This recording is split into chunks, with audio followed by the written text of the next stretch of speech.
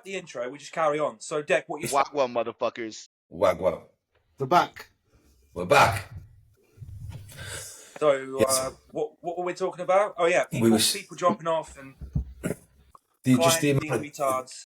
Yeah, the amount of people that seem to want to change things all the time based on what they're watching, and they can't follow a plan, and it gets to the point where a lot of the times you almost think, I sometimes spend more time listening to people moan these days, some clients, than I do actually bodybuilding related problems, or like, you know, poor excuses over things, and it's like, fucking hell. It's half the people I'm at don't even enjoy it, so I'm like, why? I think they think we're lying. Like when we say things like we get 6 meals in a day and we have one off-plan meal a week and we eat the same foods for every meal, we hit the same training session every week, we take the same drugs. I think they think we're bullshitting, and if they join us, we're going to be like, oh, it's okay. Tell them the truth. You can have 4 Tesco meal deals a day if you want. Go and get a McDonald's on a Thursday and then on a Friday. And when they realise that's not the case and you actually have to fucking knuckle down a little bit, they're just like, fuck this, it ain't for me. Yeah. The other thing for me is the amount of people that know who you are and know what you do, and then hire you and then want you to do something you don't do. Well, I've seen such and such do that and I want to do that. And I'm like, well, it's not going to work for you. It's not suitable for you. Well, I know. And I'm like, but you were doing it before and it didn't fucking work. So why do you want to go back to it? That blows my mind. Or hire that person that would work like that. That's it. Yeah, hire the person that does what you want to fucking do. But I come across as an asshole on social media. This is what I don't understand. Like, it's not like I come across, I'm like, yeah, that's okay, bend the rules, I'll do anything you want. I don't come across as that person. So why come to me? Yeah. I must say, though, at the moment, I am very lucky. I've got a very good group of athletes and lifestyle clients, a lot of long-term ones. So it isn't as bad for me anymore. It tends to just be, I seem to have like this 5% block where someone signs up and they're like, I'm all in for this and I'm all in for that. And it's why I get people to pay 2 months up front. Because at the end of the 2 months, I'm like, listen, don't renew. This is just not for you. It's not for us. You obviously want something else, and there's nothing wrong with that. But I'm like what you said there, Dick, we all come across as we are. Everybody, you know, part of the reasons I do those videos on YouTube is so people can see the way I am, see the way I work, see what I like to do. And then they want you to do or be something completely different. It's insane. And the amount of people messaging me for random stuff on a Sunday, I'm like, it's a Sunday, guys. It's God's day of fucking rest. Take a deep breath. Fucking Do you know what I've started to do? Because I've got this new shitty iPhone pile of shit, yeah? What I do is, it's got that mode on it and it's called focus mode. I put that on and only like, I think you lot can ring me, my mum and dad. It doesn't accept any other calls, and I just put it on that every day at 8 o'clock. My phone does not even buzz, and it transfers to my Mac at the same time. Wicked. Nice. What does that do? You put it on focus mode? So it's got this setting on an iPhone. On the top, you press this. See that's moon. Yeah. You press focus, and it goes to don't disturb. Oh, don't disturb. Yeah. And I've also turned my vibration off, so I can never hear the phone vibrate. Nice. Because this last prep year, I was losing my shit on that phone, and then I just leave it at home and would just go to the gym. Lost it, bro. People talking shit all the time.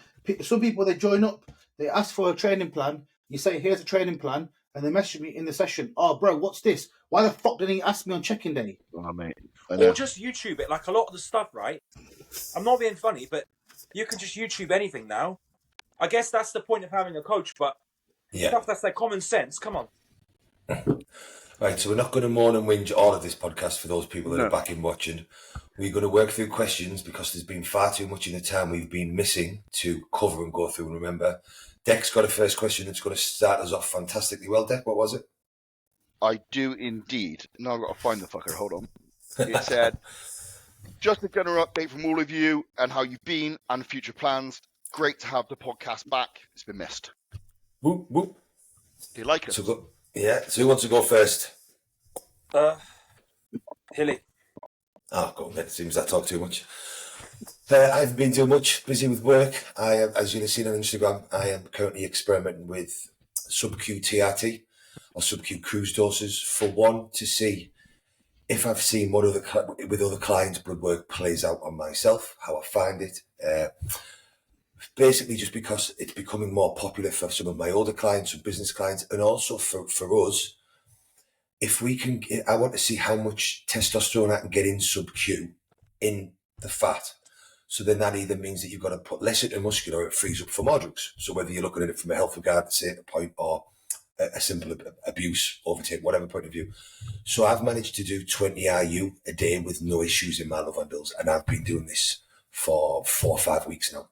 No issues 20 at IU. all. What's that converting to milligram wise? That's if you've got a 60. test 300, you can get 16. Yeah, the one I was using was a bit low. Yeah, but that means you're getting in for an almost 400 mg a test, which for a lot of us, no site swelling, no irritation. I've had one lump in that whole period. Apart from that, no issues at all.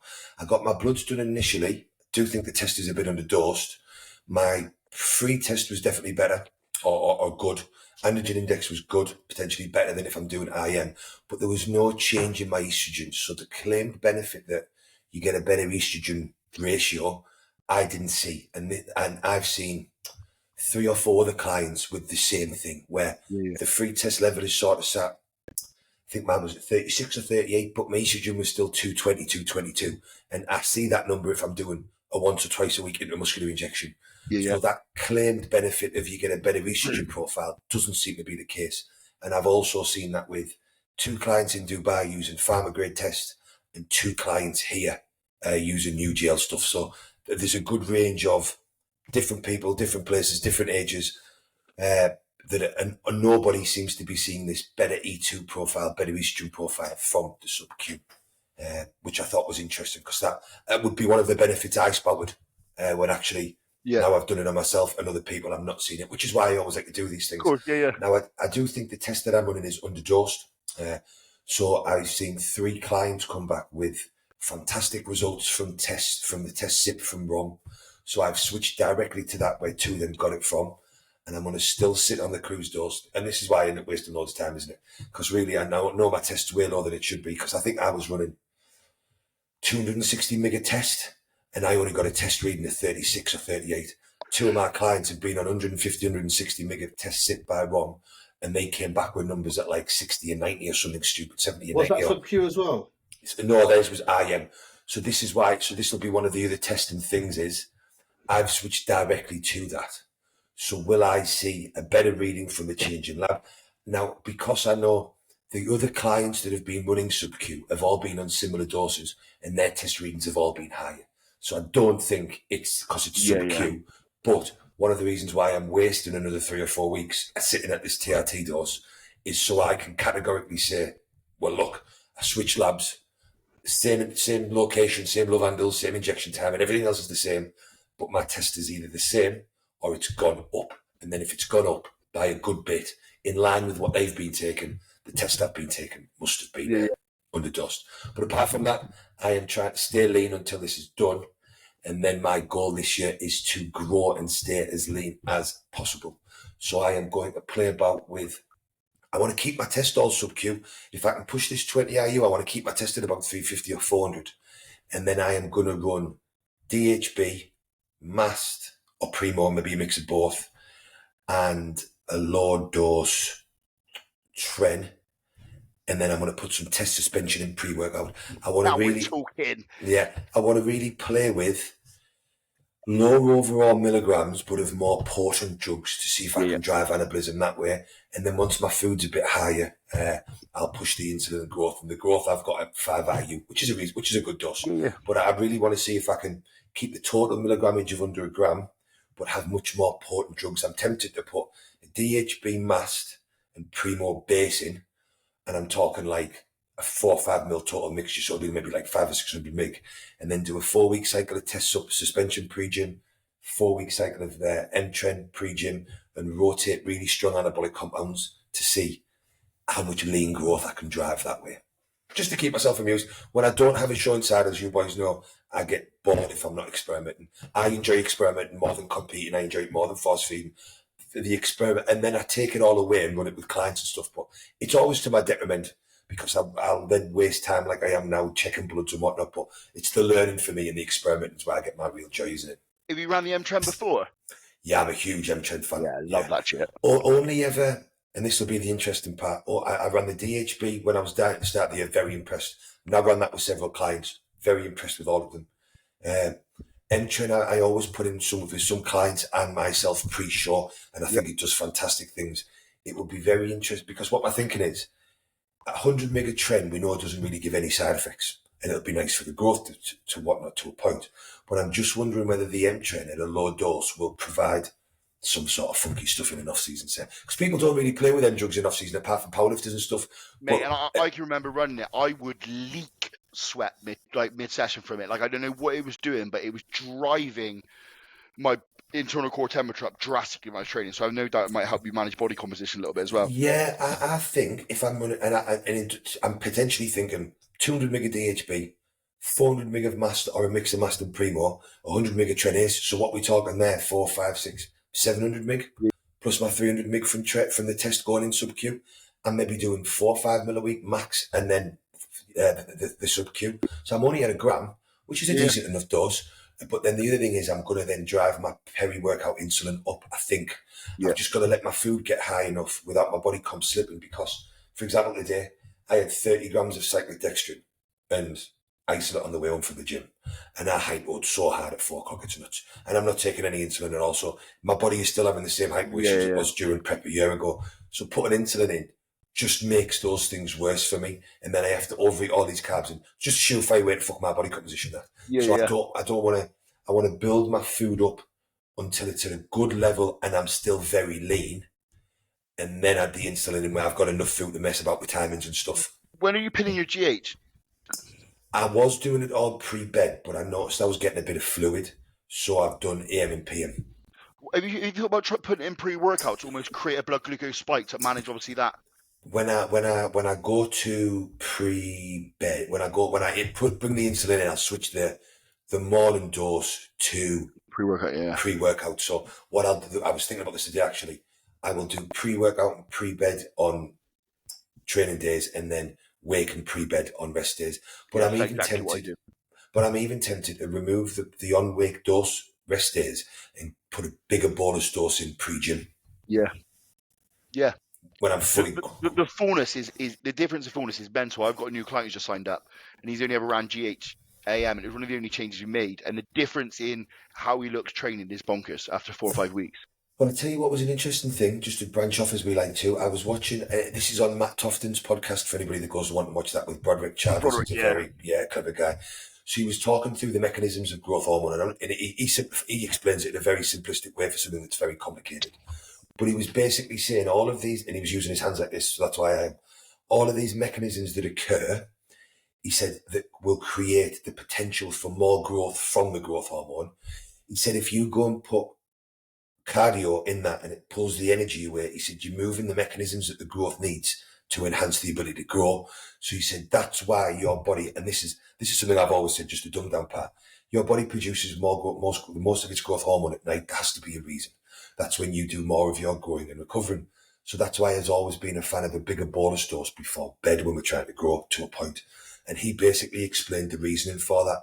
He was like, your body produces most of its growth at night, so you're asleep, so you're not burning any energy. So when all of these mechanisms are actually occurring, they can all be used to grow and heal.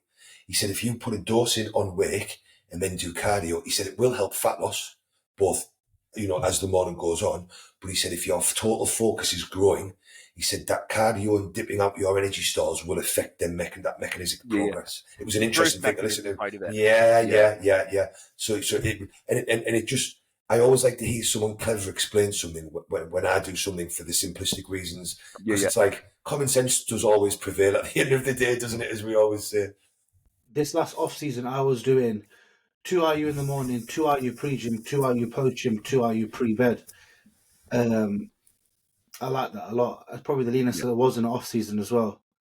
Made me sleepy as fuck though, but works.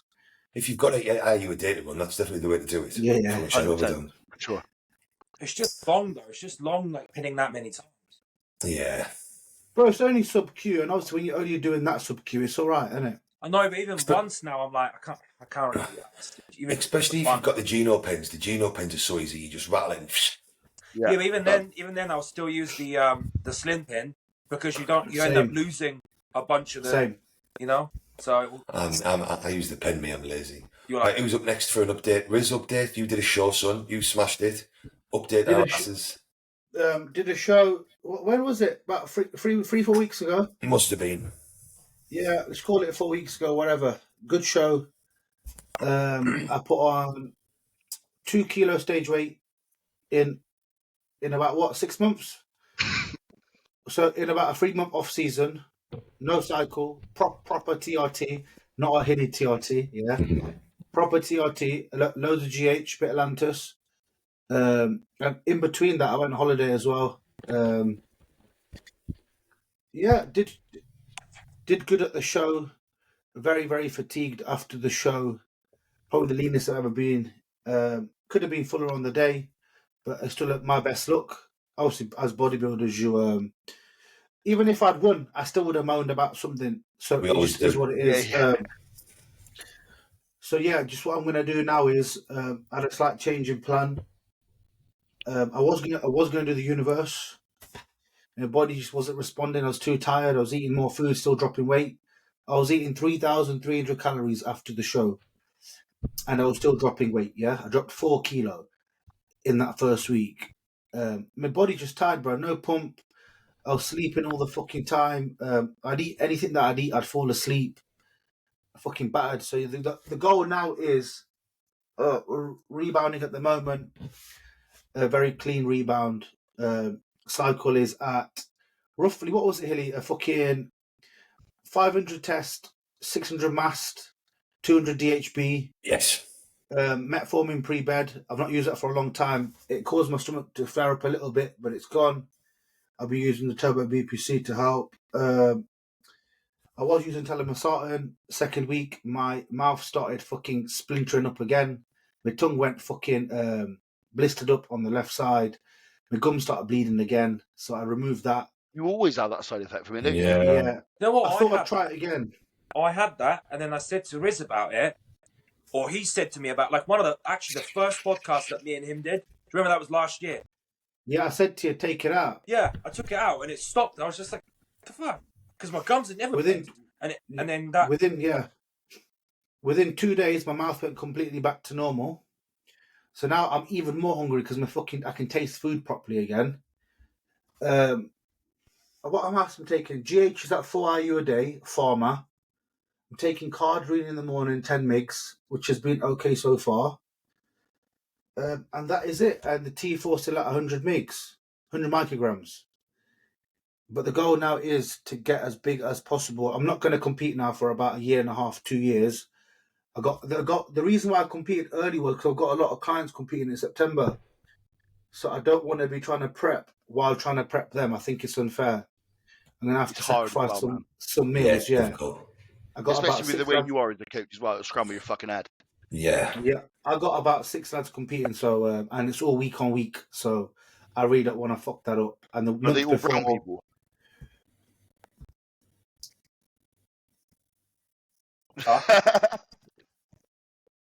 one of them's white, my boy Sean. The one I sent you the day, Hilly. Yeah, he's good him. He's good, yeah. But it'll be good. Everyone's different. I've got one guy who's doing open, one who's doing first timers, one who's doing classic. Yeah, it's a big mix, so it'll be interesting. Deck Chudley, who's up next? What about the engineered muscle stuff, Riz? Anything new going on there? Do you know what, lads?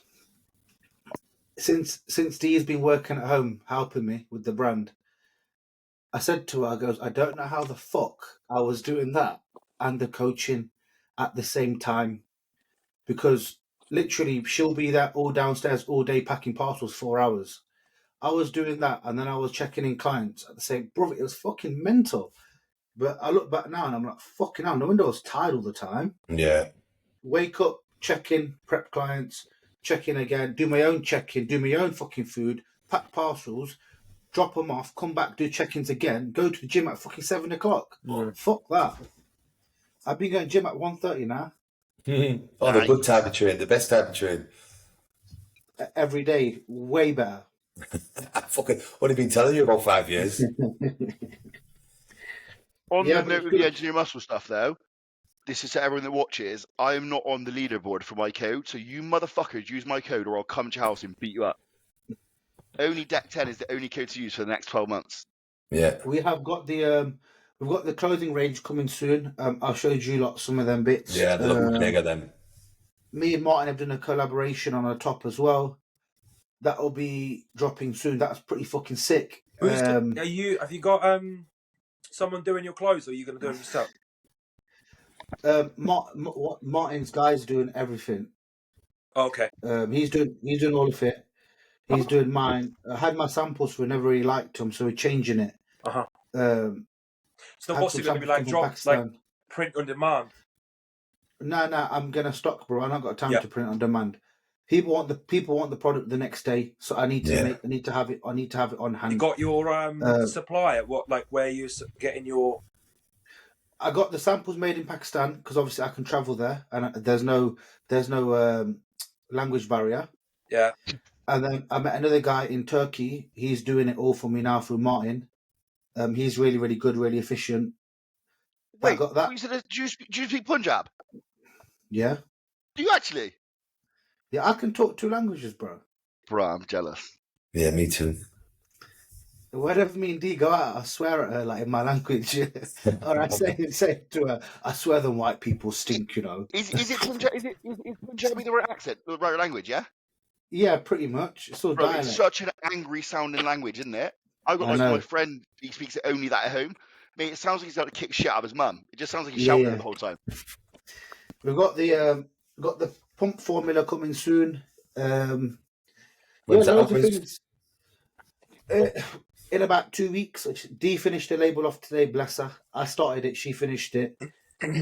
So yeah, it's good having her at home. It just gives me that extra hand, and since I finished prep, I can now fucking catch up with everything. Because there's a lot of shit that was not done. My car's not been MOT'd, bro, outside my Polo for fucking 2 months. Do you know what I mean? Ain't even got a tax on it no more. Who's next? Deck Chudley? Who's going? What have we been doing? Well, me. Yeah, just normal shit. I'm back to training, so back to training now. Like back to the diet. Back on a cycle as well because I haven't. We only want to hear about the drugs. What drugs are you taking? Yeah, what drugs are you taking? No, well, not a lot. So 600 tests, 200 DHB, and I've never tried. Like I've always wanted to try DHB since speaking to Dan Bastic about it, like a year and a half ago on the podcast, and he said to me, "Oh, it's really good," and but I just never got the chance to try it. So now, obviously, I put 200 in. So I don't know how, if that's a lot or if that's like not enough, but.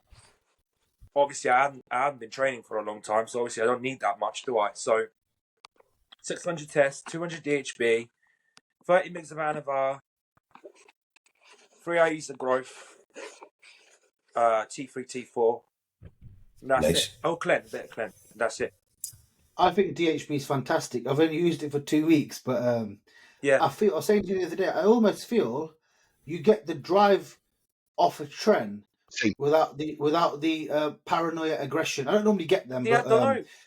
So far, I'm not noticing that. Like, I can't compare it to Tren yet. Do you know what I mean? But maybe it's because obviously it's a cypionate ester, isn't it? So, like, it maybe takes a little bit of time. I didn't really notice any aggression or drive. For me, it was just the improved repump effect that I saw and the way my strength held while dieting. And I think 200 mg is a good dose. I think it's like a lot of things. When it's not a popular drug, people just start pulling numbers out their ass. It's like with DMP. You go on the internet and read normal DMP doses and it's like 400 to 800 mg. I've never used more than 200 or 300, and when you read it, the literature, there just seems to be no need to. The only problem with DHB is there's very little literature I could find on it at all, if any.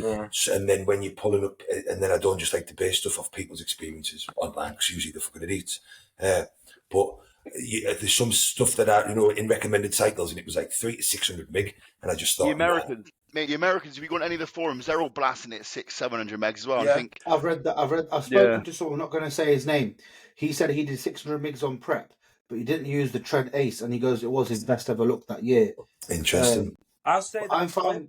The first week of starting, didn't notice much. Mind you, my food's on 2,700 calories, so I'm like eating basically fuck all. Fuck all, I prepped on that, bro. Fuck but again, because I don't need it, do I? So no, you're just going to recomp hydrogen. Yeah, I've got my mate Alex Mackey. I actually coached him for 2 shows, So now I've just got him help me. So he just basically like looks over does my diet and stuff like that. So it's just easy for Just so me. you don't have to think, isn't it? Yeah, I don't need like a coach. You know what I mean? I don't need like, you know, but what I need is just someone that I can send pictures to. So anyway, the first week I'm like, start training. Didn't notice much. I was like, meh. Second week, literally out of nowhere, I just changed like that. Like, fucking hell. Mental. The first week's always the worst, bro, in my And it's opinion. like my arms, my shoulders, they've blown back up like so quick, like to the point where I'm like, it's almost like I hadn't stopped training. Like not, you know what I mean? It's not how I was, but really happy with obviously how it's all gone so far. Good. And yeah, apart from that, just work, just a shitload of stuff. Like I've got the clothing brand as well now, starting my YouTube, that's been blowing up, all my social media, it's just the regular shit really. Loads of stuff on the side. But as far as the training, that's really back to where it was. I'm on 3 pounds. That's interesting. What's the clothing, Chuds? What's the clothing line? I'm actually doing it all myself. So Good. Mm-hmm. So because I thought about drop shipping or like print on demand or all these different stuff, but all of it just takes so long and it works out like so much more expensive. I actually, because obviously when I went to Turkey, I had a chat with a few people and they were like, yeah, we can do it. We'll do whatever you want. Really nice fabrics, and they were like, the price is like fucking stupid. And they're like, you've got to buy 1,000. I'm like, that's fine. But then let's say you got, I don't know, 4 or 5 designs. Let's say you got 4 designs, so 250 units per design. And then let's say you do 40 t-shirts of each size and you run out of larges, but then you're still stuck with a bunch of smalls, then you're fucked and you've got to order another 1,000. So I'm like, that's no good. So I've got to source obviously a place. I'll send you my guide for clothing. I just Rollerwise, they're sort of the biggest provider for blanks. So that's but yeah, still like obviously with the designs of that, I need like a graphic designer that can design all the stuff. It's all basic shit, but yeah. So Well, I know a dude who could do that. He's wearing a pink hat. Yeah, but Riz is busy though. Like, bro, I honestly right now, bro, people ask me for design work. I'm like, listen, here's my boy Mitch. Guys, if you want design work, message my guy Mitch Toes, yeah? He's my client as well. He's fucking fantastic. Hey, you are doing a fucking job with that cunt, mate. Yeah. He's blown. No, I can't take all the credit. When he come to me, he was in a good spot, yeah? Okay. He wasn't as good as he is now. Yeah. But he put a lot of size on. But I said, we were just talking, and I goes, bro, you need to change your diet about. And it was a little bit of a battle at first, because I was like, well, I want you taking the oats out. I want you taking this out. And he was like, but why? I goes, bruv, you need to be hungry in the off season. I goes, you're trying to make yourself feel full. Yeah. My goal here is to have you hungry. Change everything to rice-based. His calories went down 400 calories, and he put weight on. Yeah. Yeah? Digestion and he goes, bro, and I said to him, I need to be as grim as possible. I goes, when you wipe your ass, how many wipes is it taking now to wipe your ass? He goes, before, bro, it took me like 20 wipes. Now it takes me 3. I goes, we're on the money. It bewilders me how much people don't put stead in the foods that people eat in the off-season. They just stick to the same foods. Like, the amount of people that just regurgitate the same foods in the off-season, same foods in prep, they're just hammering away at the same foods with no thought of what is going to digest quicker, what is going to pass through your body quicker, the absorption rates, the mineral content. Me and you the other day were saying, like, there's so many people that don't put any thought pattern into how someone's digestive system might become sluggish, how you want it to speed up. Blows my mind at times. It's like right now, if I wanted to get my midsection tighter and do a quick cut, I'd go rice-based straight away, because I know my stomach going to get flatter. People, I think the truth is, a lot of these coaches, they honestly, and high-level guys, they don't know the digestion, but they don't know it, man. And they find it so hard to admit. They have no fucking clue. Oats are just a terrible fucking option for bodybuilders. Like, just the higher fat content, how slow they are digesting, how heavy they sit. Like, they're just a very, very poor option. Bro, with me right now... I also think, Riz, as well, because you've obviously dealt with a lot of digestive issues yourself, that's obviously something that you take interest in. Me, I've never had any, like, I've never had digestive issues. I think because when me and Hilly worked together so long, every check-in, my first thing that I would put down in that check-in is, how's digestion? I wouldn't even put down strength, nothing. First thing, digestion, good. And if that was good, everything was good. It carries over, doesn't it, from who you work with? Because I'm so focused on digestion and manipulating things and that, who you work with, it rolls in. Exactly. Yeah, same as you. But it does. I think the main comment is people think, well, my digestion seems okay, so it's fine. When actually, your hormones can be okay, your training can be okay, your digestion can be okay. But everybody's always looking to improve the hormones, improve the cycle. Now it's a big fan of how OTT, how much can I improve my training? Is this angle better than that? Yet everybody's still eating the same food and walking around and like, so the only area people don't give this, well, can it be better? I think the amount of clients are like, well, do I need to put glutamine in the morning if my stomach's fine? I'm like, well, I don't know. Would you like to digest your food better? Would you like to make sure that you're getting more of your food to use to build muscle? Well, yes, I would. Well, then fucking make your digestive system work better. Like, it's not, it should be an automatic process, but it's just not. I was talking to my other lads in the group chat the other day, and I go, lads, I'm eating oats again, yeah? Gluten-free, obviously. But with me, when I have a lot of rice-based stuff, I shit a lot, yeah? It's a problem I've had for a long time. Hilly knows that, and we learned to accept it. It was just how my body is, yeah? And I shit 4 or 5 times a fucking day. Since I've been putting the gluten-free oats in, and my anxiety with food's better, and I've spent a lot of time doing a lot of gut healing in the last 2-3 years, I can now eat them. And I don't get anxiety about eating certain foods because I get anxiety, yeah? When I get that, and then I'm paranoid about getting bloated, I do get bloated. Do you know what I mean? Yeah. I've been putting down bagels as well, bro. I'm completely sound. It's like me now. I can get away with oats. I can get away with white bread, but because everything else is in line, and the damage that might be, like we were saying the other day, the damage that has been caused over years is now fixed. I'm not eating these foods all of the time to go back to creating the damage, but I can get away with certain foods occasionally when I want, and that gives you better options while maintaining your good health. Bro, I ate rice and chicken, rice and fish for 16 weeks in a prep, bro. Do you think I wanted to see rice again? Yeah, my load was rice, cream of rice, cream of rice, bruv. There's only so much man can fucking eat, bro. I would have taken crack, bro, for some potato. Do you know what I mean? D does make some banging rice, though. Yeah, I make it myself now. No, you use micro packets, not the same, bro. No, I learned how to make it. Yeah, D made D teacher. You just put it in the rice cooker, don't you?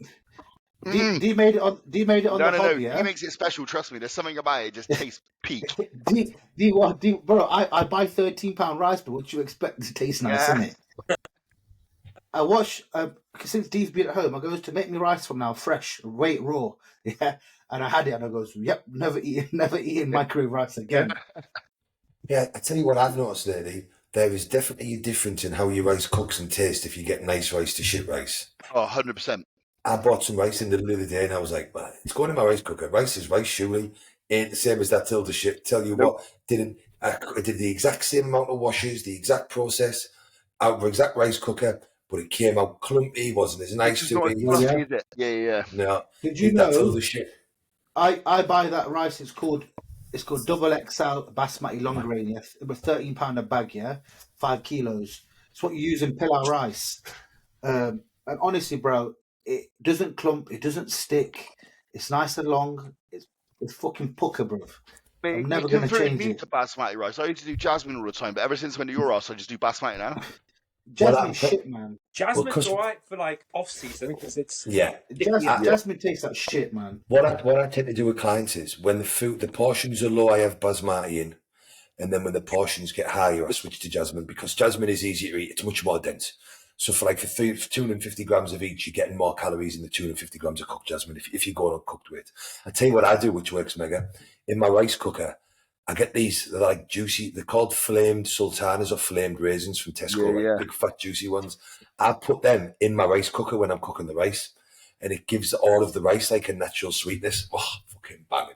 I've been putting the turmeric in it, yeah, which gives it that colour. And I don't know if in my brain I think that it tastes nicer, but it has no taste. If it's got a colour, if you think it tastes nice. Yeah. You can get pilau spice from Tesco, I'm sure that's quite nice actually. What? Right, deck updaters. Let's get the updates done. Well, fuck no, shit show really. I was prepping for a show.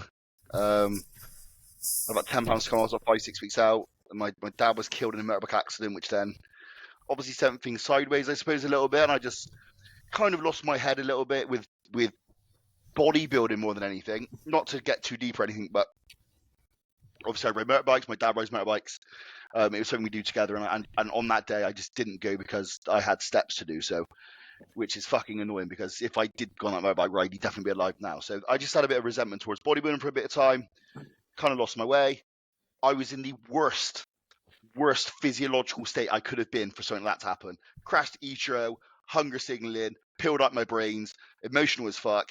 It was just obviously it's just fucking luck of the draw, isn't it? But it was just the worst physiological place I could possibly be for something like that to happen. So took some time off the gym. I couldn't train, to be honest. I was like you boys know, like I attach a lot of emotion to training just in my top sets and stuff. I mean, I'd go into a top set crying, just have to go home because I couldn't deal with it. So Yeah, I remember you telling me, I just stopped training for a bit, which was nice. Thankfully, I've got a training partner now, Dan, and he was on prep. So like that forced me to go back into the gym earlier because I didn't really want to be around people. And I think that helped me kind of get underway again. And I kind of didn't take any drugs for about 3 or 4 weeks. Every single takeaway in the sun every fucking night because I didn't want to drink or do any packet because I'd probably end up in prison.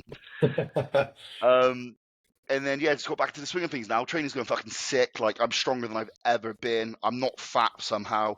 I put drugs back in, and I'm doing 750 tests, 200 DHB, 100 tren, and 250 EQ.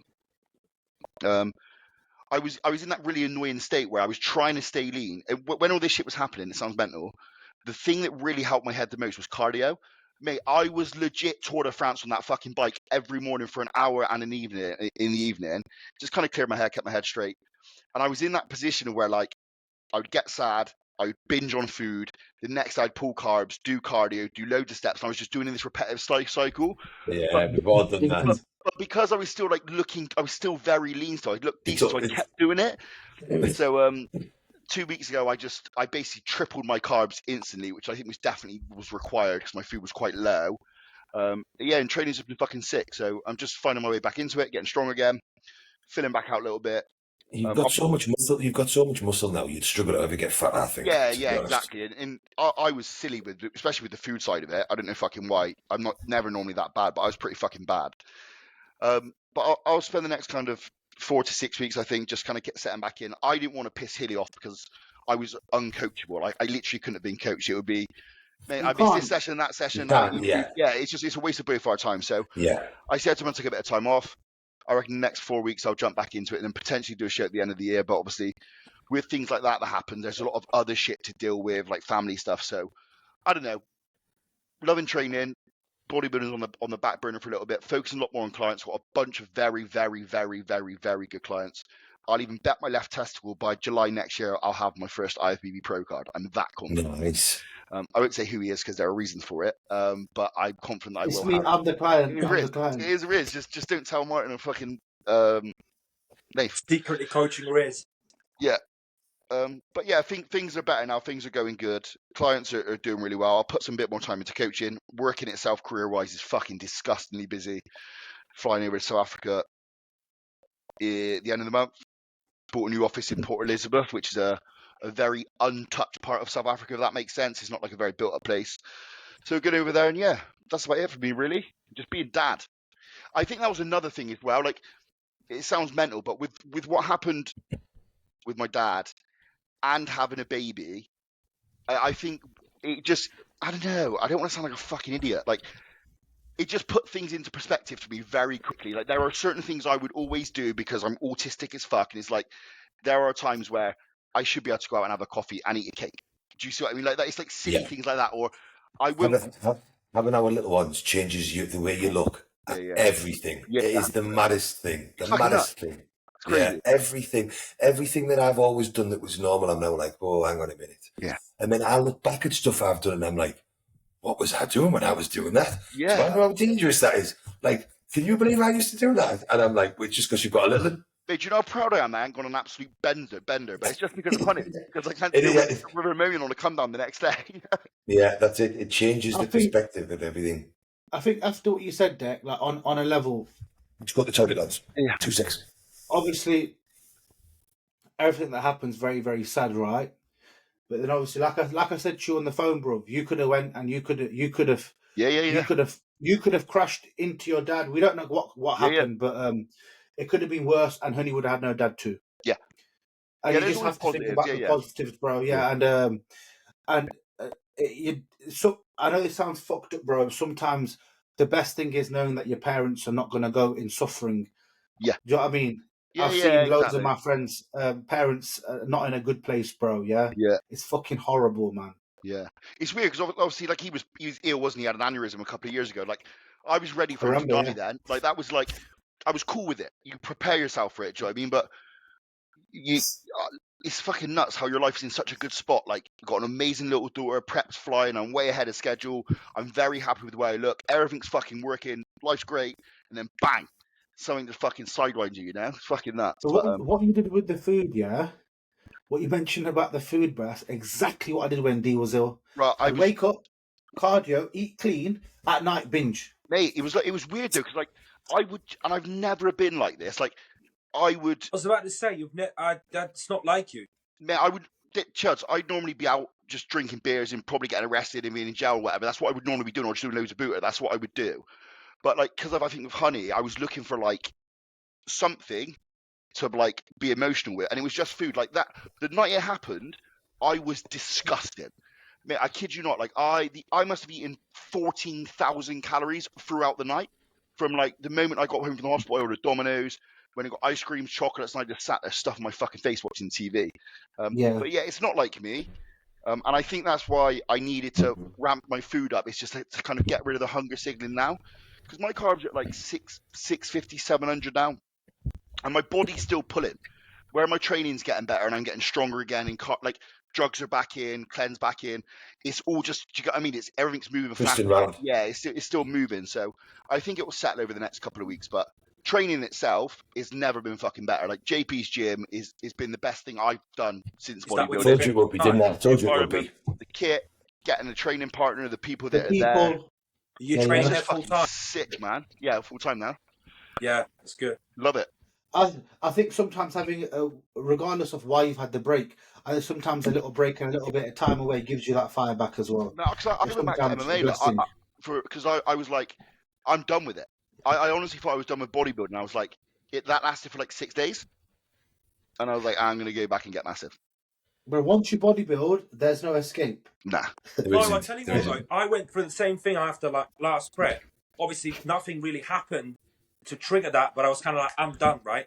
And then I thought, okay, what else am I going to do? Am I going to do boxing? Nah. Am I going to do running? Fuck that. Like, what else? Yeah. What else am I going to do? Because there's nothing else to do. We're all lost without it. But then, no, I just genuinely considered obviously doing something else, and I was like, you know what? No, I'll just. That's the only thing I can actually picture myself doing. So. I had this discussion with one of my clients the other day. He was on about going to do golf or something, and I was like, Matt, I said, people have these discussions. What they'll do afterwards? There isn't an afterwards for me. I will always have to do this. We're good at it. There isn't. That was like I was like, what am I fucking doing? Like I love the training aspect. Like I'm good at the day-to-day side of it. Like just fucking get your ass back in the gym, you lazy fat cunt. But it is fun trying to chase Jordan with numbers. He doesn't know I watch him, but I just fucking watch him. I'm watching him on every machine to see how close I can get to him. That guy is unreal, bro. Mate. Unreal, mate. There is seeing it in person and like the echo around the gym or the silence, like when he's about to pull fucking 330k stiff deads or whatever. It is mental. It's like eerie. With the slippers on. Everyone just stops. Like everyone literally just fucking stops and just watches him do it. And then he screams the fucking house down. And everyone just cheers him on. And Jordan's really enjoyed being in there because he was a recluse for a while, wasn't he? Telling me that he kind of said that he thought he loved Kojo's and hated public gyms, but now he's got like a good pool of people around him. He loves being there. He loves chatting to people. He does, yeah. But yeah, it's good. It is awesome. You have to come down here for a proper session. We'll get one in. Yeah, I need to. Well, Jordan was wanting me to go down in a couple of weeks, but what I thought I would do is I would try and schedule a time where I'm going to go down as soon as Irina goes back to her mum's, and then I'll book somewhere to stay. I'll stay with Jordan. I'll do Wednesday, Thursday, Friday, Saturday, and come back on a Sunday morning. Yeah. So then I can get a couple of sessions in with you. Yeah. Maybe see if Riz can come down at Chud's, and like I'll spend 4 or 5 days, because if I time it right, I could get all my work done in for 12 or 1ish on the Wednesday, and then I could be there for sort of 4 o'clock-ish. So I could pick up my Wednesday session there, and then stay Wednesday night, Thursday night, Friday night, Saturday night. We could go out and get bait or something on the Friday or the Saturday, and then come back on the Sunday. You owe me. You listen, you little prick. I'll eat a burger. You fucked up burgers on my birthday. I did. You paid for the burgers next time. I'm bad. I'm buying burgers. I told you that day, eat it. I told you, eat I it. know. Didn't I? You don't understand how much I love sandwiches, bro. I just want my chicken sandwiches. And we need to. I'm gonna come down to see Riz in the next couple of weeks at Ultraflex Derby as well. What day are you going up there? I don't know yet. We need, because Riz has just booked a holiday, hasn't he? So we need to schedule it around there. But what I'm going to start doing is I'm going to start going to Ultraflex Derby at least once a month. Yeah, Bro, it's so good. for us. It's just It's fucking in the middle of everybody and all my clients, and I'm just going to say to clients and put it on Instagram, listen, I will be at Ultraflex Derby. I'll do what I did when we went down for Riz's birthday. I'll get down there for 11 or 12, so I've got all my morning check-ins done, and then I'll probably go and see Riz, spend 12 till 4 at the gym, and then go back to Riz's to pinch his food from his house and chill and eat a steak Riz's. my favourite bit. And then go back on the Sunday morning. You know what I did after my show? I fucking lost the plot, yeah? So I ordered all of them cookies, right, for £100, yeah? Cookie pies. 'Cause I was looking at my PC and I thought, you know what? Every prep, I don't buy nothing nice for myself. Fuck it. I'm going to buy everything. Johnny got me a big Easter egg. Dee got me these chocolates. I ate them, bloated to fuck. And I goes, Dee, listen, if that shit ain't in the outside bin by tomorrow, I'm going to chuck it all. Bless her, she chucked it all in the outside I'm telling you bin. now, I've never All had of it. such a negative reaction to food as I did off those cookie dealer cookies for my post show. Mate, you couldn't eat half of them while being waterlogged and bloated to fuck. It was mental. Yeah. Bro, I've told Dee this before, and I told Martin this year. If I eat biscuits, I'm okay. If Biscuit I eat, ninja. bro, Me and Riz like biscuit. if I eat brownies or them soft dough cookies, the butter in them is raw. Yeah, and it fucking bloats me up, bro. You I like never those like rated the petite ones, don't cookies, you? like, I'd say the Tesco cookies are better, way better. No, I don't like the soft cookies no more. I like the hard cookies. I like the Yeah, little ones from the Aldi, the honeycomb white chocolate double honeycomb, coated ones, bro. way better. There's too much going on in a cookie dealer one for me. There's too much Yeah. going on in them. Yeah, What I want a packet of biscuits so I can sit there watching the movie and eat the whole packet. Yeah, that's me. Knowing With a cup of tea. and you can just graze on them. Yeah. With the cookie ones, you eat it and you're like, oh fuck, I need the ice cream. And you have the ice cream and you're like, fuck, I need a chocolate. You know that La Petite ones? You know they do cookies now, Riz? They do their own cookies. Really? Yeah, they're awesome. They're only little. That La Petite brand, yeah, Yeah. it's got to be one of the best biscuit brands that's come around Oh, recently. you've never eaten anything like it. I bought the chocolate ones of a day. Where'd you get these from? Any supermarket, but you've got to dip them in tea. You'll understand why. Like they're the best tea biscuits. They're by the brand called El Uhili. They're called La Petite, yeah. They do a sugar biscuit. Fucking banging. Let me look at these biscuits here. A petite biscuits there. Might get some of them, add me little. What I'll do is I'll get some of them and pretend Aralina wants them, and then I'll just use that as an excuse to eat them. Oh no, No. Riz, those bad boys. I have not seen them yet. They're Banging. new. No. I'll show you the one. Oh, that I I'm want. looking at these cookies as well there, yeah. Yeah, they're Oh. awesome. They're like Yeah. proper crunchy cookies, but the chocolate on those biscuits are mental. Yeah, those ones. These ones here, yeah. Bro, that's a proper white boy biscuit. Riz. What are you doing, mate? Cinnamon. Oh, You're so white. Hilly, it's like dead crumbly, yeah. oh. Oh, banging! Best £1 I ever spent in farm foods. Farm foods as well, eh? Fucking hell. I live in a I broke think- area, bruv. Anything with cinnamon in for me, and I'm all over Right, these mate, songs. I've got a new favourite shop. Fuck farm foods. If you've Heron. been Iceland's big warehouse, Oh, banging! mate, I will Should walk you around went that and bought a cheesecake from there? Bro, I will walk around Yeah, there for yeah. fucking hours, mate. yeah, but that didn't exist. We made it You up. made it up. Yeah. Really? Yeah, they tricked you. Yeah, it was a joke. So obviously, we went and shot the video because everyone on TikTok was doing it, looking for that cheesecake, and we did the same, obviously. And bro, in about an hour, there was like 100k views on that video, and I just thought, and everyone was like, "Oh, you idiots! It's a joke." And Yeah, I was like, wasn't it an April Fool's and then you made a Yes. fake one? Yeah. So then I was like, Really, it looked legit. bro, I know. When I said to Beck, I said, well, what if we can make it real? So she made the box. We printed like the whole Mate, thing. that's We made the mad, box. then. Class. Went planted it in like the store, and it got like, I think something stupid, like a couple of million views. Fucking mental. Man, Right. We've waffled about ourselves. Should we fight through some questions? Yeah, let's do it. Should we do one? What each taking turns? Yeah, we'll do one each. You go first, Deck. I need to get away from all the joke ones. I don't know why people don't. no, say them, do more. Let's do them all. Can I feature on your podcast, please? And we just tear the industry and Two Bros a new asshole. Who is it? That's from Ben Moore. No, the two bros are the greatest federation, bro. We don't disrespect them. Who is it? That was from Ben Moore. The He angriest just man lost in the world. himself every show, bro. He's the angriest man in the world. Like he is me times 10. He hates human. He hates life. He's a good guy. He's just relocating down from up north to Jordan just to show what a bloke he is. So Ben loves the gym and was trying to get it down here, but he drives for he's a driver for like an influencer, you know, the food review club, that big guy. Oh, So yeah. he drives him around in his van. Really? Yeah, makes a decent money. Yeah. That's sick. He took us to the Wing Fest a few months ago, mate. It was sick. I remember that. Yeah, it was awesome. But Jordan gave Ben and his missus a job at the warehouse in the front of the house of the gym so that they could Nice. relocate down here. So they're both working and they managed to get himself a flat. So he's moving down Wicked. next week and I'm taking him on a bit of a sesh on the next Saturday. Oh, I'm coming. Come What am I on, doing son. next Saturday? I booked a fat Italian that do like meter-long pizzas and then we're just going to get a bit twisted afterwards. Where am I next Saturday? Come on now, mate. I'm working otherwise I Jack's would. coming. Oh, I'd be there if I wasn't fucking working, bastard. Right, so I'll go question. What do you find helps with the physical and mental fatigue during prep outside of manning the fuck up? Managing the fatigue. Yes. Yeah, that's the big thing is managing the fatigue. Modafinil. Yeah. Bro, listen, modafinil will only take you so far, bro. I was taking that shit and I couldn't even feel it work no more. And my two mainstays would be, for one, prioritising sleep above all else. Because for most of us, we lose sleep and we're happy to run with it and we just accept it, when actually it will be your biggest killer in terms of building fatigue up, not causing it, but building it up. And then second is adjusting your training volume to suit where you're at. And that's been one of my experiments this year while dieting, was how little I can get away with.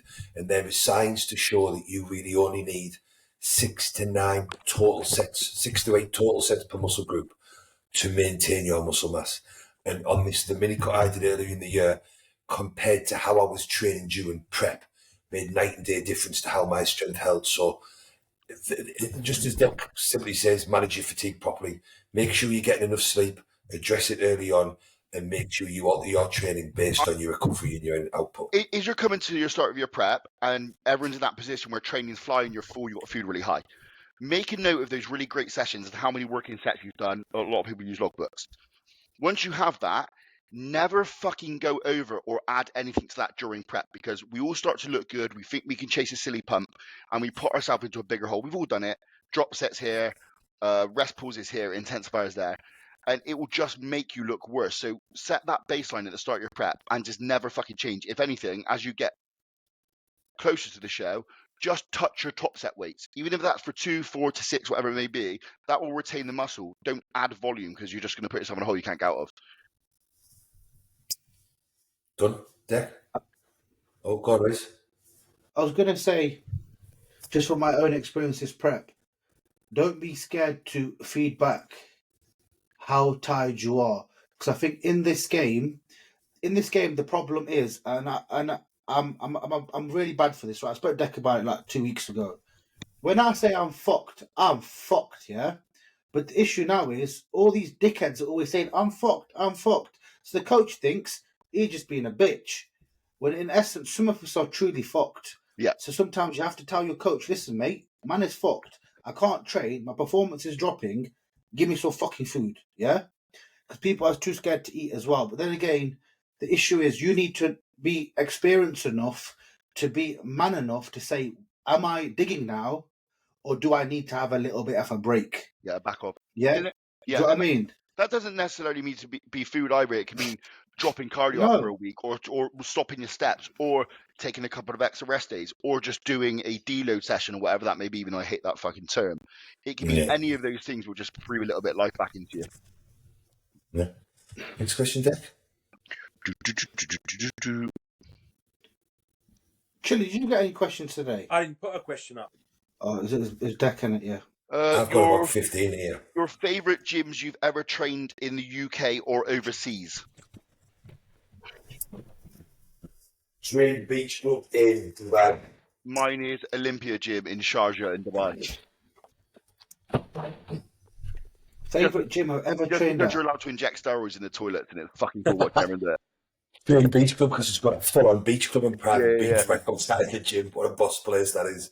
I've got to say, when it comes to kit for kit in England, nothing really comes close to Ultraflex or Rotherham.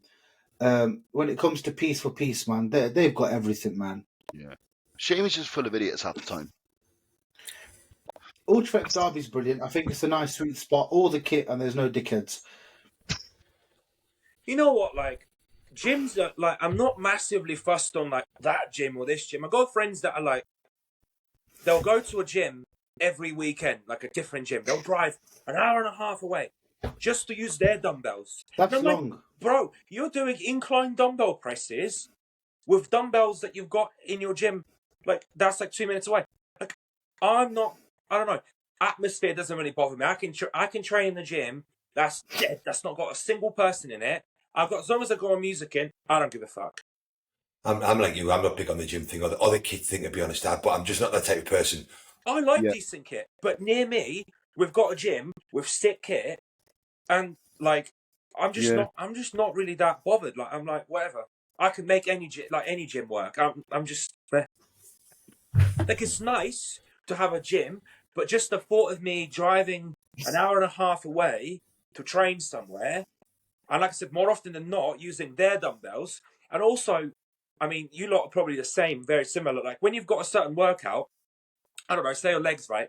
If I'm using the Cybex leg press for my quads, well, then you go to a different gym and it's a different leg press. It messes with your head a little bit. Your workout's never as good because you're trying to work out what's your actual weight. I don't know. See, I'd just much rather train in my gym than be driving out to different gyms. That makes sense.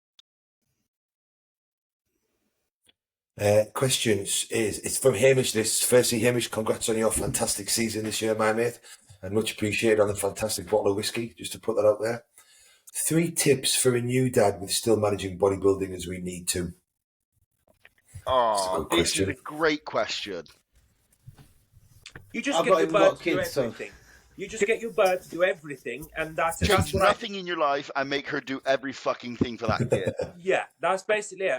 My ex, I just had to do absolutely everything. I didn't do shit. And so my life's basically back to how it was before. I will say this. I think because of how monotonous we are, I think it applies really well to being a dad.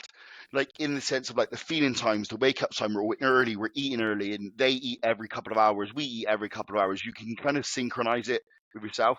The other side of it as well, and I only asked 3 points, and I think this is a good one, is just be present. Like you ain't going to be losing muscle. You're probably going to be on some sort of TRT. You'll get it back within a couple of weeks, and just keep that in the forefront of your mind, especially for that first 6 to 8 weeks. And please try and think about how your missus is feeling, because sometimes they do keep it to themselves, so they actually just hate your guts. You're not going to get that time back as well, bro, ever. Nah. For me, well, the big one, and I said this to Dick before, he had Honey, and I said this to Marcus and a few other clients. I generally think that the way we are, like this, just confirming what Dick said, because we are used to living such a regimented lifestyle, we're used to getting up early, we're used to getting up during the night to pee. I do feel we adapt to it better than a lot of people do, personally.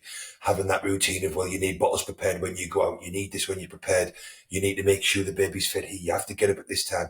I mean, me and Charlotte managed it, whereas because I get up at 5 o'clock anyway, 5:30, Arelina was due a feed at 4 o'clock. So I'd say to Charlotte, right, you do the 11 or 12 o'clock feed, I'll get up and do the 4 o'clock feed, and then I'll put Aralina in bed with you. So then Charlotte was getting sort of like a 1 till 7 sleep, and then I just cracked on with my day. So I do think that it blends into what we do really well. I do think that it is important for we did this with Marcus Hamish. We will do this when little one lands. You schedule your training up so you due time away from the gym anyway. You just accept that you need to take a couple of weeks off because you want to give your partner extra support. You don't want to be running the gym and causing yourself arguments. What I did personally, I made sure I was almost overtrained or I'd pushed hard up until Aralina's due date, more or less. I then took the initial week off, didn't even want to stress about it, just relaxed. Then the week after, I think I went in twice and did upper and lower, or I went in 3 times, did push-pull legs, kept that for a couple of weeks, and then folded back in. So, it's very much managing it to how you feel is best for you and your partner, because everybody's partner handles it differently depending on if they've had a cesarean or if they've done this. And then just the next, the most important one, 2 different people said it to me and I took it to heart, of making sure that you're being present and you're not stressing over things. So making sure that you are staring at that newborn child for the majority of the day is and a man key for factor. man, those fucking things do not need to be wrapped in a cotton wool. Like, they are flexible. Like, this is just from like a human being standpoint. Like, don't panic. They are maneuverable. They can be picked up, put down. They're super fucking bendy. You ain't gonna do any damage with them, especially if you're someone who hasn't had exposure to a lot of kids. Like, I had a little pep talk from the woman in the hospital when she delivered Daisy's baby, because she just fucking slung it out of her by her arm and just chucked it on the bed next to her and cleaned her all up. And she's like, look, you're never going to hurt her. She's super nimble at the moment, very flexible. So just feel free to manhandle it a little bit if you need to when you change her and stuff. But it's the best fucking thing in the world. I cannot put into words what that kid or how that kid makes me feel. It's mental.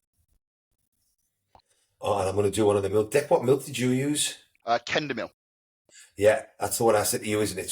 So we use Kendamil. I did some reading on it and I spoke to a baby nutritionist somewhere, and she was like, Kendamil is by far the best one. Because we were using another one originally, and she was getting quite bad wind. And you can also do it on a subscription, so they send it to your house every 2 weeks. That's what we did. Yeah. So I used Kendamil because I did loads of reading on it, and there was 4 or 5 of me and my mates had kids at the same time, and the others used the one everybody goes to. We never bought that one. SMA. Yeah, and there's 2 of them, and every one of their kids had like explosive shit. It was coming out the nappies. It was going all over. Aralina never once shit to the point where it was coming out the side of her nappies. It was coming out the top of her nappies. Never once. And then touching on nappies, we were buying Pampers all of the time. And in reality, Tesco's own brand are just as good at half or a quarter of the price. Exactly, yeah. We did yeah. So don't get Pampers, and Charlotte was getting tokens to get them cheap. And then I switched to Tesco's own, I can't think what it's called now. And don't waste money on Pampers and nappies. There's no fucking difference in them at all. Was Honey breastfed? No, straight from the bottle. And I know it sounds really silly, and I know it's traditional and stuff, but I heard a woman next to us, she was on her 4th child, and she was in there for a couple of days, and her baby wouldn't take, so it wouldn't drink from her nipple. Mate, hearing her cry and the words she was saying, I'm fucking glad Daisy chose not to. Like, she was breaking her heart. Like, why doesn't it love me? Why wouldn't it take from me? I'm just trying to feed it, all this sort of stuff. And after hearing that, I couldn't have been any happier that she didn't breastfeed. What we did is Charlotte breastfed for the first couple of weeks, and she said she would try it just to see if it worked, and it did, and it did. But I read somewhere, one of my mates' mums like teaches midwifery at a university. Yeah. So and she said that what was a good thing to do was put the milk you're going to use, give them a bottle before bedtime, straight from the get-go, even though you're breastfeeding. Yeah. Because for one, it makes the transition from breastfeeding to bottle easier because they're used to it. And for 2, it seems to help them sleep longer because when you're breastfeeding, you don't actually know how much milk they're getting. Yeah. So you never know if they're getting loads or not. And I remember once coming home, I'd gone out and Charlotte was feeding Aralina. I come back in like 2 hours later, she was still feeding her, sat there, looked like a zombie. And I was like, listen, you've done your greatest here. You've done amazing. We need to wrap this in now. Because you don't know, apparently one breast can give more milk than the other, and you never know how much the baby's getting. And like Charlotte, like a zombie, so the baby mustn't have been getting enough milk that it needed. Aralina mustn't have been getting enough. So but because we put that bottle in before bed, Aralina just transitioned, no problems. Where the other people I know that did all breastfeeding had a problem transitioning. I tell you what, stress, shall we say. I'm glad. Mum breastfed me till I was 7. That's why I'm hench. That's what And it you have is. to try. You have to try the baby milk as well. I've tried the baby Daisy's milk. still It's a bit breastfeeding me sweet. now, bro. Don't know about that, but I'd tell you what though, it was lucky she didn't breastfeed because Honey was just a bit of a. She was a bit different as a baby because when you get these little ready-made bottles, they're supposed to drink like 25 mil of them, which is like this much. It's like a quarter of the bottle. From the moment she was born, she would chug a whole bottle in one go. If she was feeding off Daisy's tits, Daisy'd have no tits. They'd just be like empty carrier bags. Madness, isn't it? Yeah.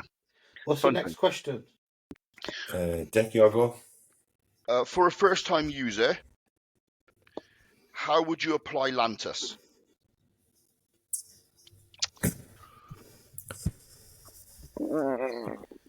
I would go 10 IU meal 1 training days. Yeah, I was going to say the exact same thing. I was going to give obviously the spill of make sure you eat it, you're eating enough food, it'll give you pancreas relief. But let's be realistic, Meathead is a fucking fantastic supplement, especially paired with growth hormone. I think you'd have to be a full-blown moron to mess it up on 10 IUs.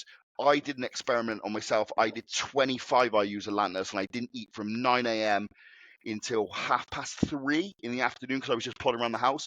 And it was only around 4 o'clock that I truly started to go hypo because I just wanted to see. So that could have meant that my blood glucose was elevated. It took a while to come down. I don't know. I was peak off season. But you have to be a bit of a retard to mess up 10 IUs of I Lantus. don't know if you're on 10 IU, you'd even go hypo even on that. Yeah. I think you would have gone hypo anyway. Yeah. Just, do you know what I mean? Like, Yeah, if you don't eat, You can go hypo on it because I was going hypo on they're prep the on 10 worst IU. hypos, mate, when they get you. Yeah. We've discussed this in one of the instant podcasts, but I think the difference is, and my theory is, the reason that we hypo when we're on Lantus is because it's always slightly keeping you lower. So then when you put a fast digestion food in, or even for some of us that are extra super sensitive, a normal food, a normal meal that's higher in carbs all of a sudden, that causes your own body to produce more insulin and that pulls you down. But then your own body can't counteract the balance because the Lantus is pulling you down as well. Where I think if, like Dex says, if you just take the Lantus and don't eat, it's just tapering in the background. And to touch on Dex's first point, there's all of these justifications people need for using Lantus, and we've gone over this in detail, but your body can handle 600, 700, 800, 900 grams of carbs a day as long as you're training hard and you're cracking about your day. You never really fucking need Lantus. There isn't a justification for Lantus based on your carb amount, so just fucking scoff all that bullshit people come up with. Yeah. There isn't a gram per carb amount. There is none of that.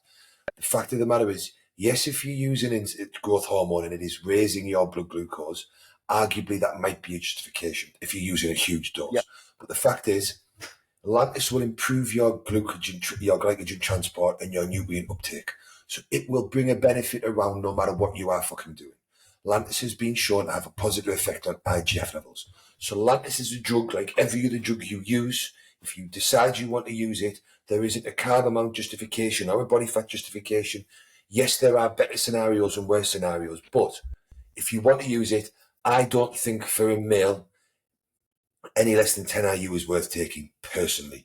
I think 5 IU is an absolute waste of time considering the rate of release and the life. And when you look at, if you want to try and find some medical backing, when you look at doses diabetics get range from 25 upwards to fucking 50, 60, I just think it doesn't make for a female. And there is argument for those bigger females or ones that want to go to use, then 5 IU would be my starting point because their food amount is different and whatnot, and their body weight is different. But they do 10, like Dex says, 10 IU meal 1. And any insulin you use, you should always have extra carbs in your gym bag, extra carbs in your glove box, extra carbs at home. And going back to what I was touching on, your training session might deplete you harder than normal. You then have your post-workout shake. You might be stuck in traffic. The Lantus might affect things differently. You need glucose in your gym bag, in your glove box, not in the boot of your car in case you can't get out, in your bedroom. But again, this is what blows my mind.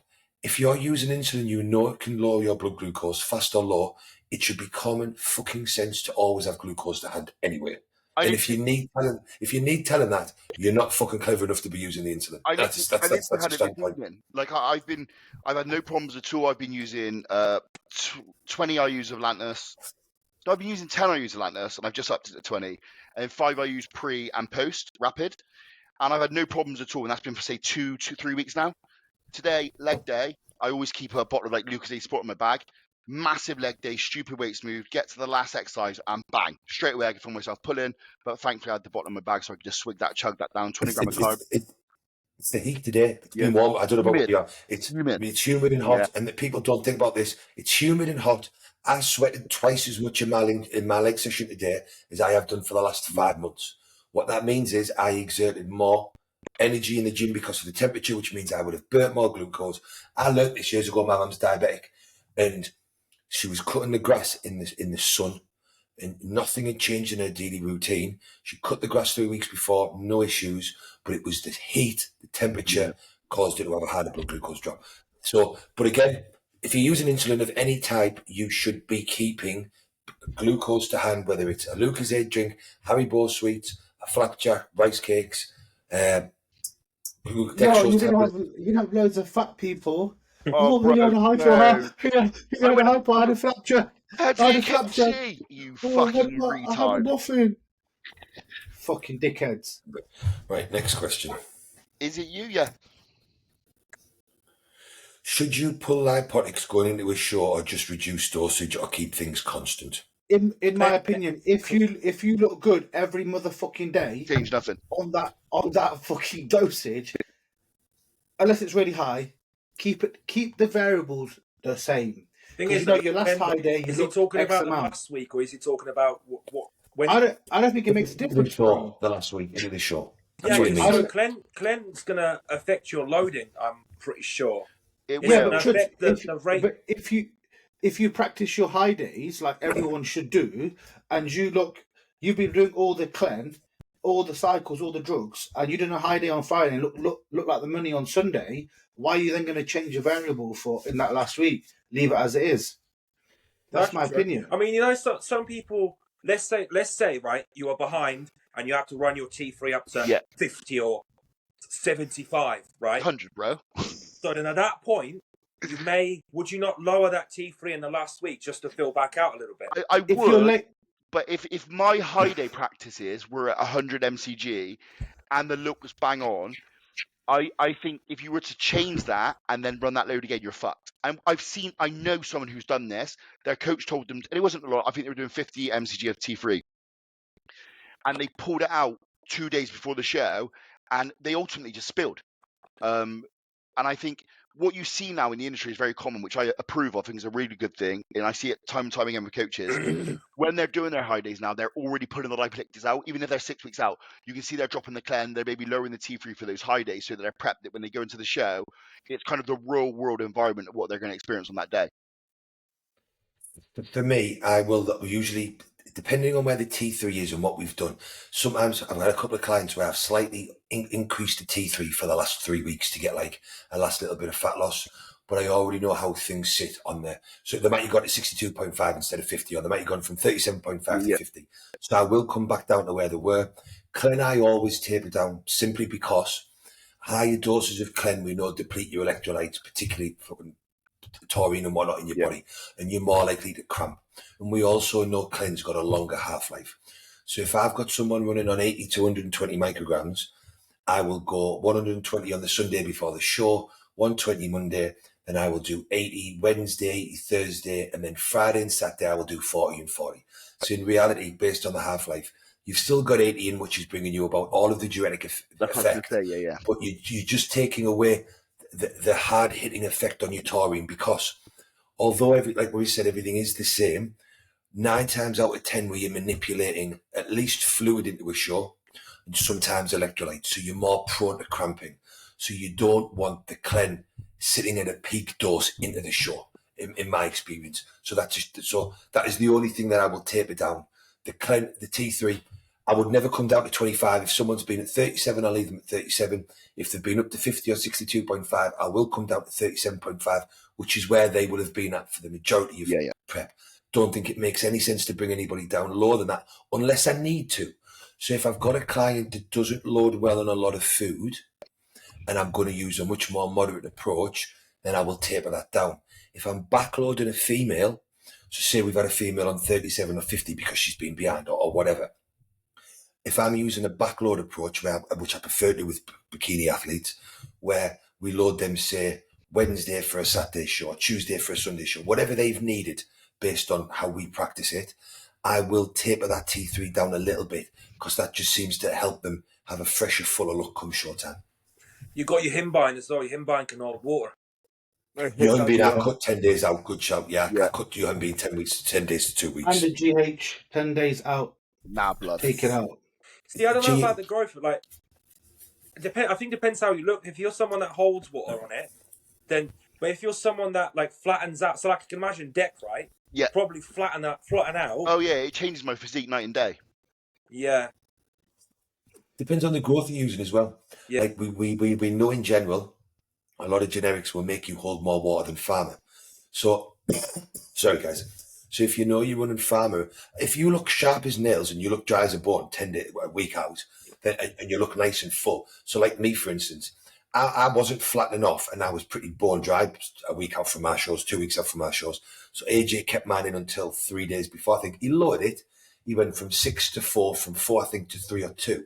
But I go back to that ethos of, if you were bone dry and looking unbelievable on a Saturday with your growth in, then that motherfucker doesn't need to come out because you're already going to be doing stuff to dry out anyway. So whereas if you're taking generics and you know you're waterlogged, then pull it out. Yeah. The one thing that bothers me about a lot of peaks is everyone does the trial loads. And let's just say we do a high day on a Saturday, Sunday to see what we look like on a Monday, whatever, yeah?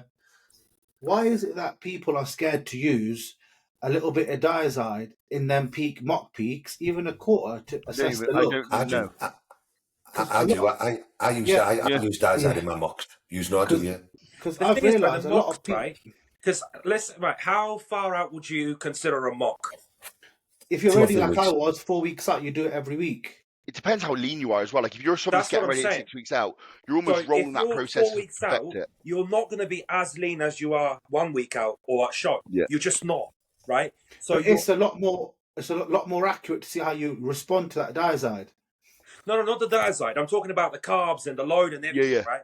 So if your load at 4 weeks out isn't going to be exactly the same as on the show. You're right. So it's not accurate, really, is it? Yeah, so no. You know, I would say mock. You can only do a real mock, what I class as a mock, at 2 or 3 weeks out. And I literally do the mock load, the mock water manipulation, and I have my clients do a mock show day. So they are literally, and usually it'll be on a Sunday, they will literally get up, take pictures, eat, send me pictures 90 minutes later, sit with weight, with how much fluid we've done. So I will use it. If I feel I'm going to use diazide, I've had clients really early where in the last 3 weeks, said for instance, we did a mock run 3 weeks out, 2 weeks out into his show run. And we actually learned that. So 1 week I did diazide, 1 week I did a little bit of aldactone and some other and some sodium manipulations. The third time we did it, I actually kept loading him. I was like, put another bit of diazide in and load. And actually what we learned is he didn't look any better when I went through 4 days worth of loading pictures from 4 days worth of loading to 1 day's later loading. We didn't get any dry no matter what I tweaked. The second time we changed it. So I was able to find out that actually we could just get away with a 1 day loading as long as I pushed the load and manipulated stuff. But I have no issues using a bit of diazide or a water pull or a peak max or a H2O during my mocks. But I would only class a mock when you're lean enough to see the visual effects. I think the most important thing here that me and you spoke about in my prep as well is your nighttime weight and your morning weight. So important. That variable there, in my opinion, is the most important variable because I went to sleep last week at the same weight. Yeah. And right now it's show and I'm now 82 kilo. Last week I was 82 kilo. We didn't use any diazide. So I best go sleep at 84 today. Correct. Yeah, that's it. What I mean.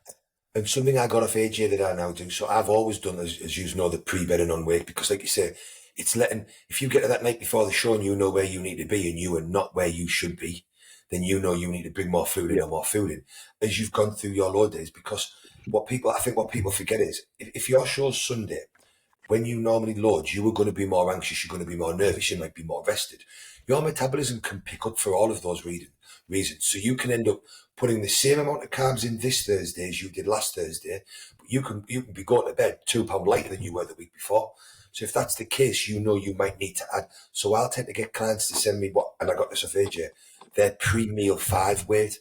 and I log their before meal 5 weight all week as well. So actually what I can do is, so Alex, for example, he sent me his weight at 7 o'clock tonight before the podcast. I can not only gauge his morning weight off the pre-bed meal, but his meal 5 weight now. So if, as we run into the show, if that's too low, I can actually preempt the morning weight and put more food in meal 5 or meal 6. And on the flip side of that, if his weight seems to be trending too high, I can pull food from meal 5 or meal 6 and pre-alter the morning look and weight earlier than trying to catch it in the morning. Yeah, and I think, like what Chud said, I think at that 2 3 week out mark for the mock loads, in my head, I already have them ready. So that's when that comes. So it's not like I'm not looking for any fat loss. If anything, that's the point where I'm going to start dropping fatigue. So at that point, almost the metric or variables are identical because they have no fat left. They're as lean as I need them to be.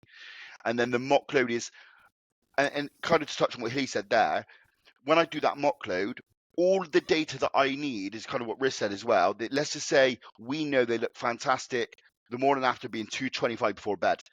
I know because they've got no more fat to come off. We're dropping off fatigue now.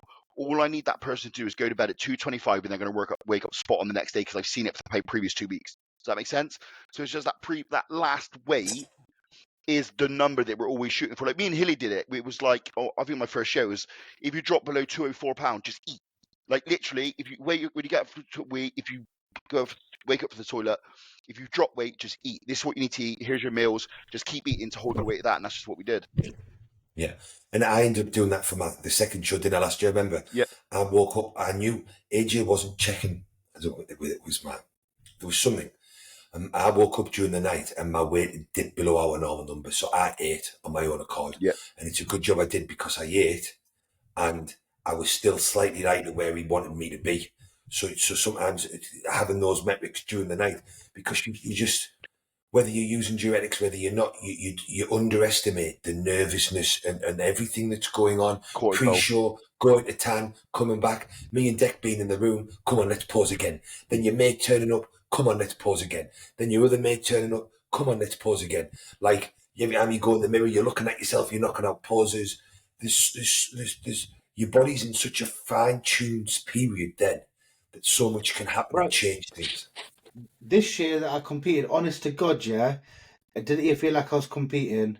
Even day before, D goes, "Are you okay?" I go, "Listen, mate, I feel like I'm doing a normal high day." And until that tan went on me, literally the morning of the show, then I was like, "All right, man's competing." Yeah. And that was it. But I can just lock myself out. Yeah. Here's a good one. What do you like to do when food focus is high to pass the time and distract from clock watching? Brush your teeth. Masturbate. The real key I've found is making sure you're busy. So although you think sitting at home and having nothing to do and just resting for the gym is a great idea, it is not. Clock watching is the worst thing. Pick extra work up, have things to do, go and see family and friends, drive somewhere, walk somewhere. But the busier you are, like, and me and Deck talk about this, having kids now, and I was talking with my mate, guys, his diet, he only went on holiday, but my prep last year and his diet, and I'm sure Dex as well, I found, because there's all between work and the gym, it's time with Arena, let's do something. Because the kids are so flat at you and you're thinking, the dieting's been easier than it ever has done in my life because I haven't had time to sit. I think. When's my next meal due? So keeping yourself busy is key. House chores and cleaning cars. That's a good one. Takes up loads of time. Just keep doing that. I did the whole polo engine, didn't I? Yeah, literally. The prep. Yeah. Every day I'd come back from gym, or an hour.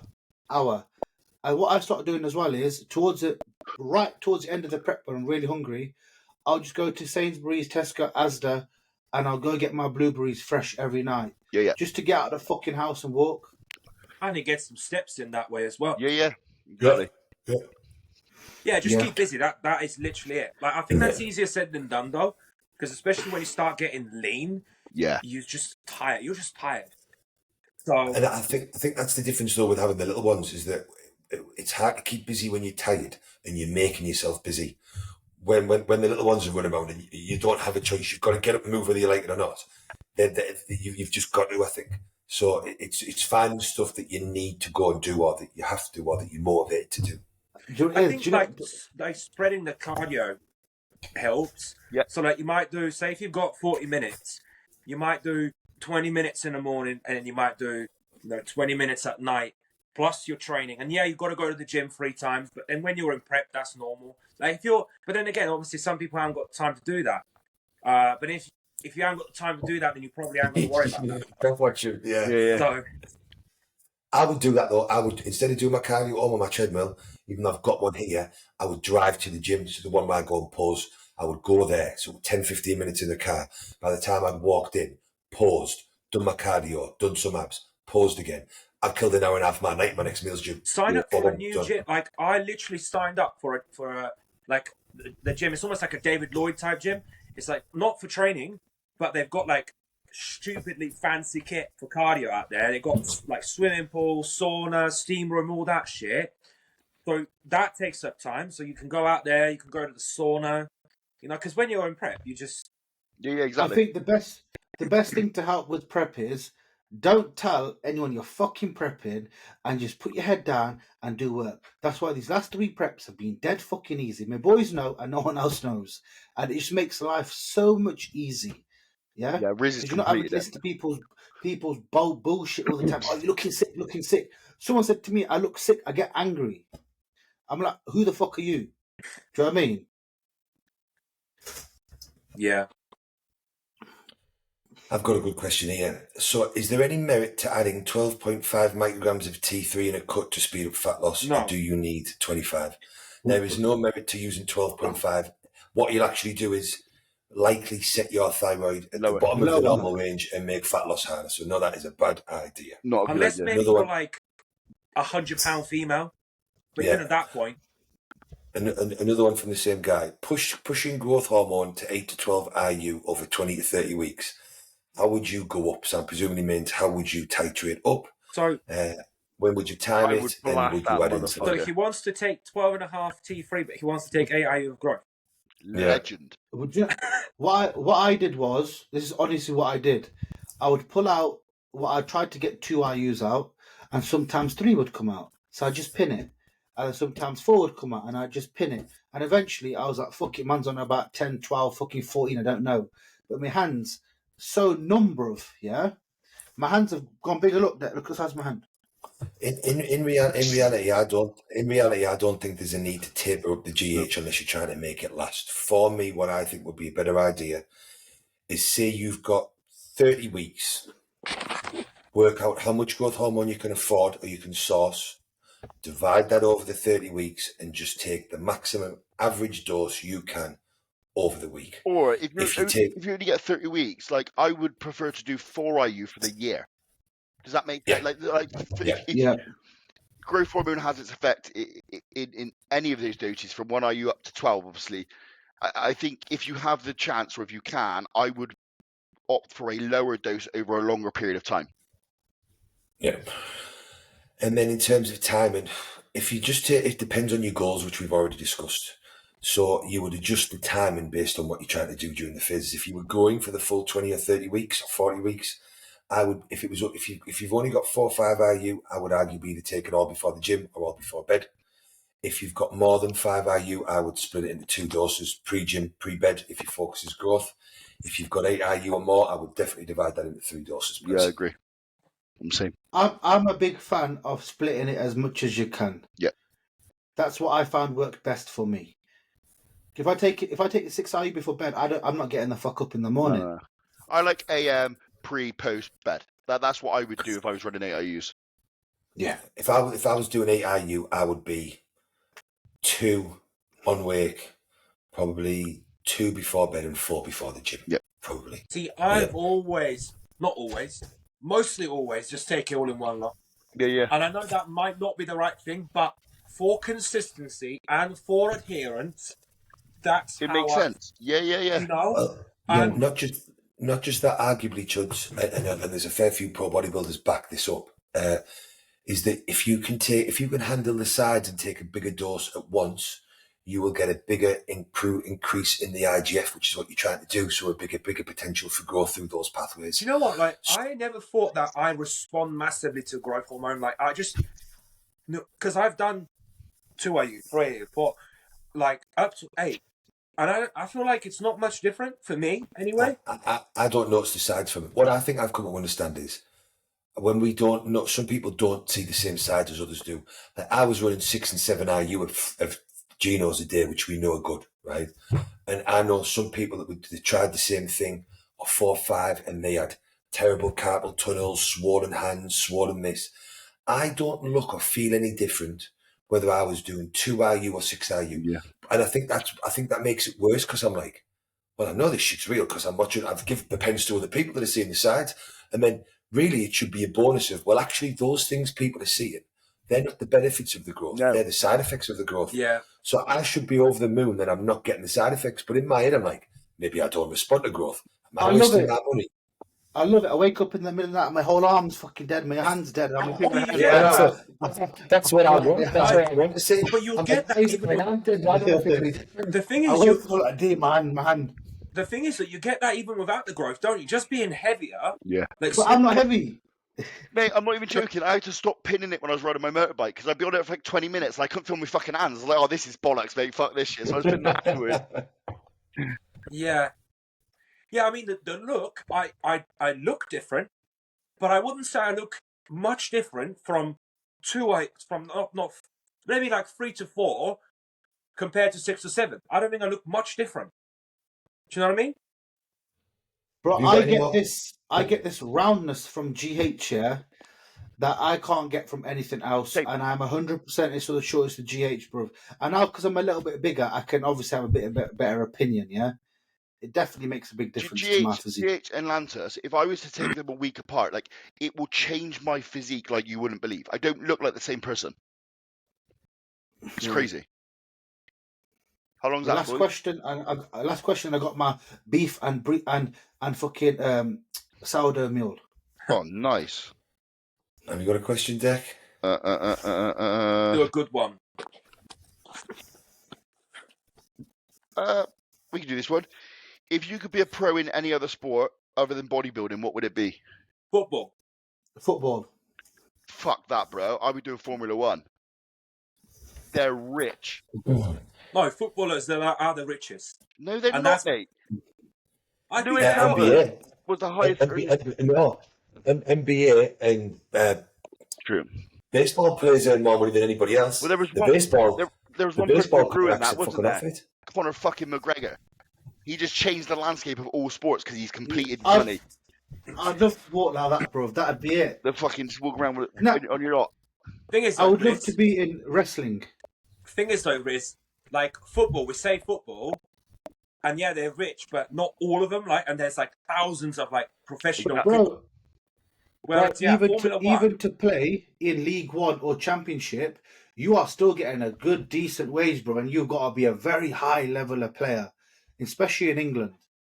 Like Championship football players are fucking good. Do you know what I mean? Still get decent whack, bro. Hilly's right. The highest paid sport in the world is basketball.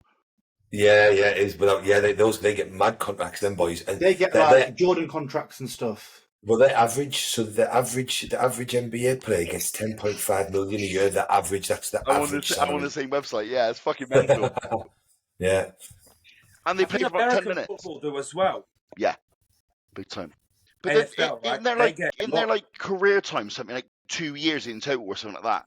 It's mental. They bet because they all get They get CTC, banged don't up. they? Yeah. Yeah. Cool. Right. Well, it's a pleasure being back, boys. It is, I look boys. forward to doing these weekly. No more hiatus. No more hates from us. No. So We'll record again next week, and then we might record while I'm away. I don't know. When you're Oh, away, Oh yeah.